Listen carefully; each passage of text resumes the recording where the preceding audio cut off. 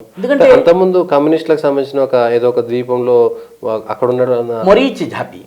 మొరీచ్ ఝాపీ చాలా ఆసక్తికరమైన కథ. ఇదేంటంటే ఆ ద్వీపం పేరు మరీచ్ ఝాపీ, ఇంగ్లీష్లో మారీచ్ ఝాపీ అంటారు, బెంగాలీ ఉచ్చారణలో దీన్ని మొరీచ్ ఝాపీ అంటారు.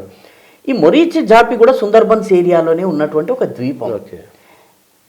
దీనిలో సమస్య ఏంటంటే బంగ్లాదేశ్ నుంచి ఎవరైతే శరణార్థులు వచ్చారో వీళ్ళకి భారత ప్రభుత్వం దండకారణ్యంలో ఉండే ఏర్పాటు చేసింది.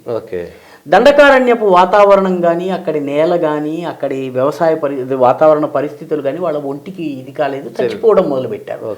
మొదలు పెడితే పాపం ఈ శరణార్థులు ఎవరైతే బంగ్లాదేశ్ నుంచి వచ్చిన హిందూ శరణార్థులు ఉన్నారో వీళ్ళందరూ కూడాను మొరపెట్టుకున్నారు, మేము ఇక్కడ ఉండలేము అంటే రెవల్యూషనరీ సోషలిస్ట్ పార్టీ అని లెఫ్ట్ ఫ్రంట్లో ఒక భాగస్వామ్యం.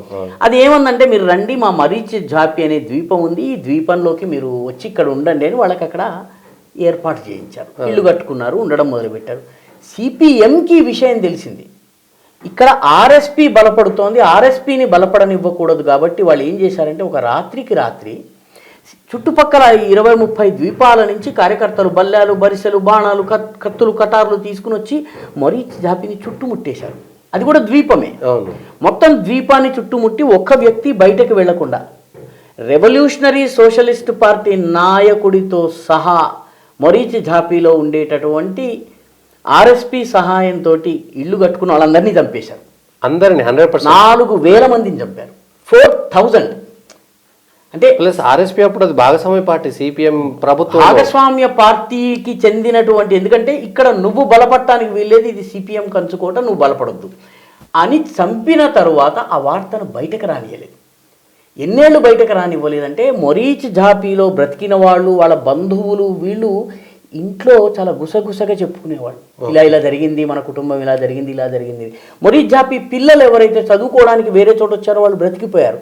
ప్రత్యక్ష సాక్షులు అంటే ఈ ఊళ్ళో ఇలా జరిగిందని వాళ్ళకి తెలుసును, మొరీచ్ ఝాపీకి మళ్ళీ వెళ్ళలేకపోయారు వీళ్ళు. దీన్ని వార్తల్లో రానివ్వకుండా ప్రతిదానికి వార్తలు రాసేటటువంటి మీడియా మొరీచ్ ఝాపీ గురించి అసలు ఒక్క ముక్క రాయలేదు. ఎందుకంటే వెస్ట్ బెంగాల్లో కమ్యూనిస్టు పాలనలో మీడియా మీద జరిగినన్ని దాడులు బహుశా దేశంలో ఎక్కడ జరగలేదు. ఏ పార్టీ అయినా కూడా చితకబాదేయటమే. ఈనాడు రిపోర్టర్లను కొట్టారు, మమతా బెనర్జీకి మద్దతుగా వీళ్ళు కొన్ని ఏవో వార్తలు రాశారు అని చెప్పేసి సిపిఎం కొట్టింది. ఇప్పుడు మమతా బెనర్జీ అదే రకంగా కొడుతుంది. మమతా బెనర్జీకి సిపిఎంకి తేడా లేదు, కేవలము పంపకాల తేడా, ఆలోచన విధానము, గుండాగిరిలో ఏమి తేడా లేదని ఇది గమనించాలి. కాబట్టి సిపిఎంలో ఏ పాపాలు జరిగినాయో అవే మమతా చేస్తోంది. ఎందుకంటే అదే క్యాడర్ ఇక్కడ ఉన్నారు, అదే రకమైనటువంటి పనితీరు వాళ్ళు చూపిస్తున్నారు. సో ఈ మొరీచ్ ఝాపీకి సంబంధించి బీజేపీ ప్రభుత్వం అధికారంలోకి వచ్చిన తర్వాత మొరీచ్ ఝాపీ గురించి 2014లో మాట్లాడటం మొదలైంది. 2014 వరకు 1960sలో జరిగిన సంఘటన 2014 అంటే 50 years మాట్లాడకుండా ఉంచారు. మీరు ఊహించండి, మొరీచ్ ఝాపీలో జరిగిన అత్యాచారాలు ప్రత్యక్ష సాక్షులు, బతికిపోయిన వాళ్ళు, ఆ తర్వాత వేరే ఊళ్ళలో ఉన్న కారణంగా బతికిన వాళ్ళు ఇప్పుడు 60 ఏళ్ళు 70 ఏళ్ళు వీళ్ళు చెప్పడం మొదలుపెట్టారు.